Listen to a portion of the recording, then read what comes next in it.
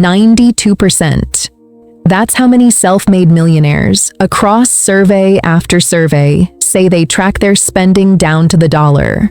Not because they're broke, not because they're obsessed with money or anxious about it or living some kind of restricted, joyless life. Somewhere along the way, they notice something the rest of us tend to miss entirely, that the thing quietly draining a bank account is almost never one dramatic mistake.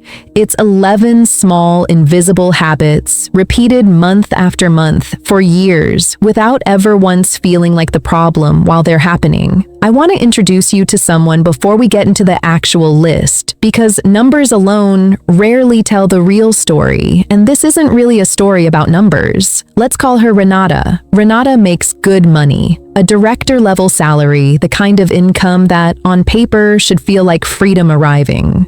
For a long time, it didn't. She'd get a raise, feel the relief for about 6 weeks, and then somehow feel exactly as tight as she had before, as if the raise had simply evaporated into the same life she'd always had.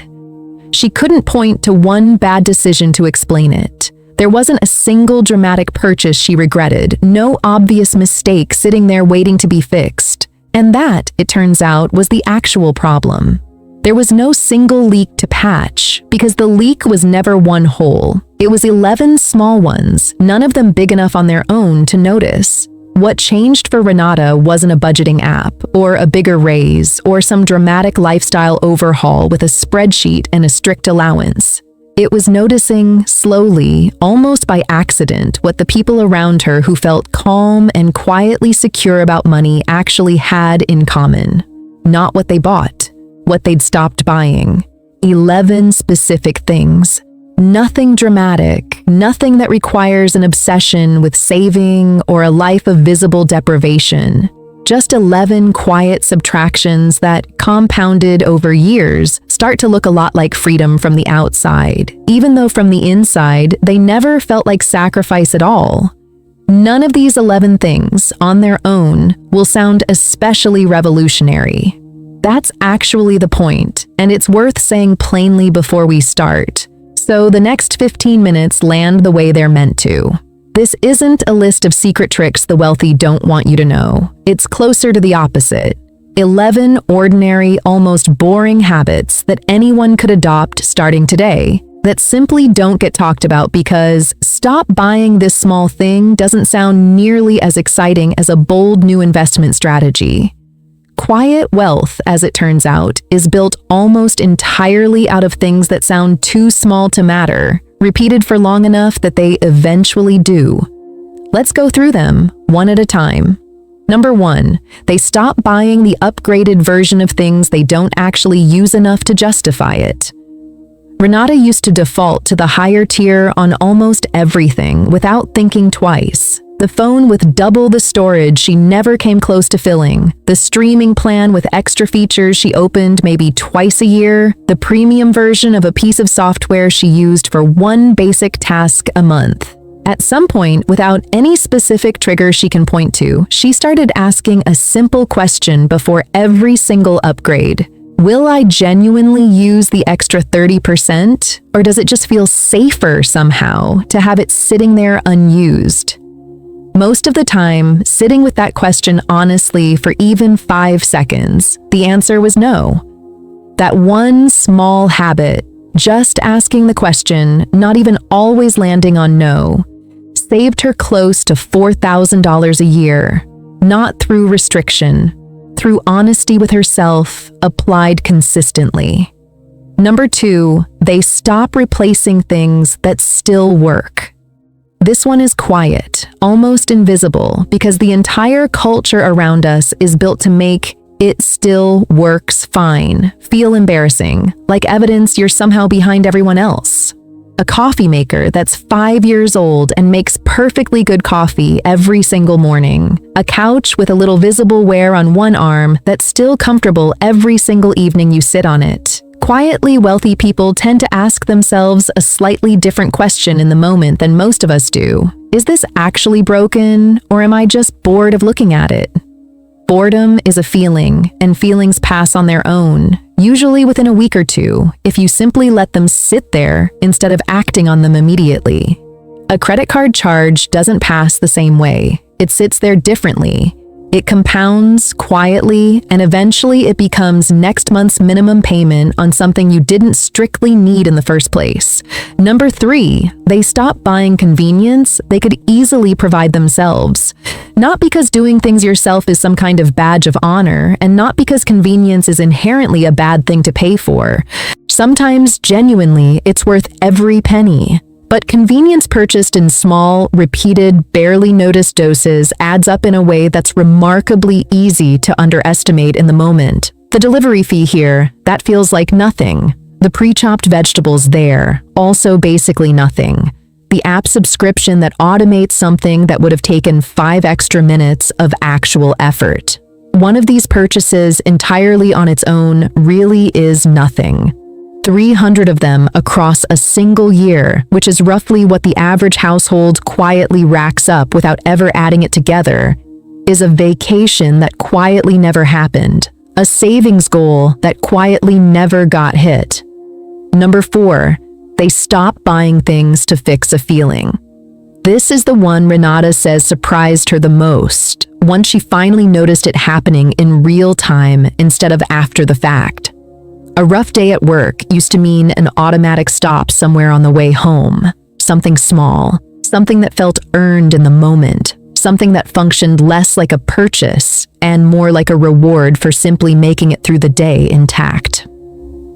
Quietly, wealthy people don't necessarily have some superhuman reserve of willpower here that the rest of us lack.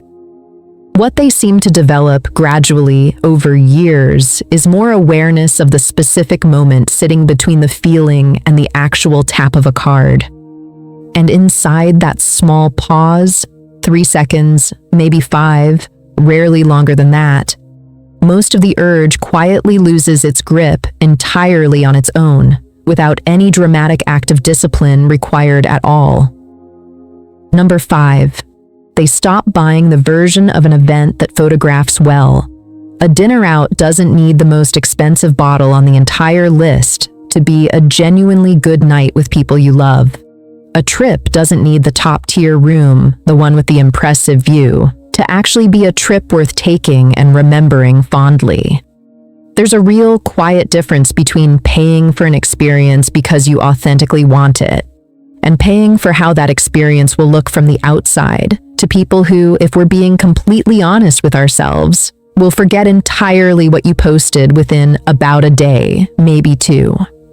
One version of spending is genuinely for you. The other is for an audience that, most of the time, isn't paying nearly as much attention as it quietly feels like they are in that moment. Number 6. They stop paying for subscriptions they forgot they even had. This sounds almost too simple to matter, and that simplicity is exactly why it works so consistently.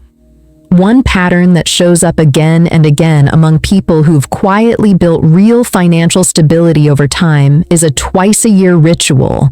Sitting down, deliberately, pulling up every single recurring charge on a statement, and asking plainly, one by one, do I still actually want this? Or has it just been running unnoticed? Most people, if they did this exercise honestly today, right now, would find at least one charge quietly running in the background that they haven't consciously thought about in months. Multiply that by 12 months, by however many small, quiet ghosts happen to be sitting on a given bank statement, and the total is rarely as small as it feels sitting there, one line at a time. Before moving into the second half of this list, it's worth pausing for a second on something Renata said that stuck with me. None of the first 6 things on this list felt to her like sacrifice while she was actually doing them day to day. That's the part people tend to get wrong when they picture what quiet wealth actually looks like in practice. They imagine someone gritting their teeth, saying no to things they genuinely want, white-knuckling their way through every single purchase decision every single day for years. That's not really what this is, and it's not what it was for Renata either. It's closer to a kind of quiet attentiveness, noticing a moment clearly enough to actually have a real choice inside it, instead of the moment simply happening to you the way it usually does, on autopilot. The next 5 items on this list follow that same pattern, and if anything, they get a little more personal from here. Number 7, they stop keeping up with a specific person instead of a general standard. This one is subtle, and it usually takes people years of quiet self-observation to notice it happening in themselves. Spending creep rarely comes from nowhere, floating in abstractly. It usually has a specific face attached to it. A neighbor, a sibling, a coworker whose life looks a certain way from the outside. In the one particular slice of it you happen to actually see day to day. Quietly wealthy people tend to catch themselves in the exact moment a purchase is really a response to someone else's visible life, rather than a genuine want that originated with them. Simply noticing that distinction. Is this actually mine? Or am I quietly matching someone else's version of a life? Ends a surprisingly large share of unnecessary spending before it ever even happens. Number 8, they stop buying the someday item before someday actually arrives. The gear for a hobby that hasn't actually started yet. The wardrobe for a job that doesn't exist yet and might never exist in quite that shape. The equipment for a version of themselves that, so far, only exists in imagination in some future weekend that keeps getting pushed back. Renata described this particular shift almost as a kind of relief when it happened for her. There's a genuinely different feeling in buying something the week you actually, concretely need it, compared to buying it a full year early simply because the idea of eventually needing it felt exciting enough in that specific moment to act on right away. Number 9, they stop treating debt payments as fixed and forgettable. Most people set up a minimum payment once, early on, and then let it run quietly in the background for years without ever once revisiting it, the way you'd set a thermostat and simply never touch it again. Quietly, wealthy people tend to treat debt as something to actively and deliberately shrink over time, not something to passively manage on autopilot indefinitely. Even small occasional extra payments applied consistently over months and years change the entire multi-year math of what's actually owed, often far more dramatically than people initially expect from what feels on the surface like a fairly minor adjustment to a monthly number. Number 10, they stop buying things that require buying more things. The equipment that quietly needs the accessory. The system that needs the add-on next month, and then the one after that, and the one after that. The purchase that quietly opens a second, third, and fourth purchase behind it, none of which were ever mentioned clearly at the actual register. Quietly wealthy people have learned over time to ask a slightly uncomfortable question before the very first purchase happens. What does this genuinely cost over the next 2 years? Not just today, in this single, isolated moment at the counter. Number 11, and this is the one Renata says changed the most for her. They stop buying to prove that something has already been achieved. Not a car to prove that success has officially arrived. Not a bag to prove that things are going well right now. Not a lifestyle upgrade to prove that the hard years are finally officially over. The quiet wealth Renata eventually built didn't come from one dramatic decision, one lucky break, or one single flash of insight late one night. It came from a list very much like this one. 11 small, entirely unremarkable refusals, repeated so consistently and for so long that they stopped feeling like discipline at all and quietly became something closer to identity itself. Here's what's genuinely strange about all 11 of these, and it's worth sitting with for a moment before we close this out. Not one of them, not a single item on this entire list, is actually about earning more money. Every single one is about a purchase that someone, somewhere, quietly chose not to make. That's the actual quiet part of quiet wealth, the part that rarely gets said out loud in the usual conversations about getting ahead financially. It rarely announces itself, and it almost never looks impressive from the outside, ever. Nobody throws a party over a subscription they canceled or an upgrade they skipped. It just consistently, unglamorously, quietly chooses not to spend on the 11 things that don't actually build anything lasting, month after month, year after year, until one day, almost without anyone noticing the exact moment it happened, the difference between two lives becomes simply undeniable. What strikes me most about Renata's version of this story is how ordinary it sounds when she actually tells it.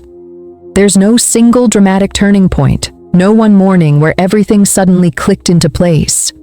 It was 11 small refusals, repeated quietly enough, for long enough that they eventually stopped requiring any willpower at all.